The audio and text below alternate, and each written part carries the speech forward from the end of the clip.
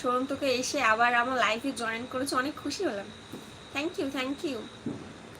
সৌরভ বলছে বৌদি একটা কথা বলবো, ছোটবেলায় তোমাকে কি বলে ডাকলে রাগ করতা লজ্জা না করে?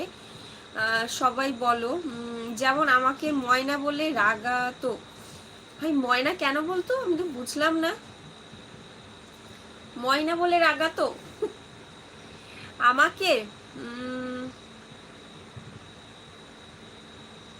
আমার মামা আমাকে বক বলে ডাকতো, আমার রাগ হতো। বক, আমি রোগা তো, আর আমি এমনি অনেকটা লম্বা, 5 ফুট 2 ইঞ্চি বলি, বাট তারও বেশি, 2 ইঞ্চি বা একটু বেশি।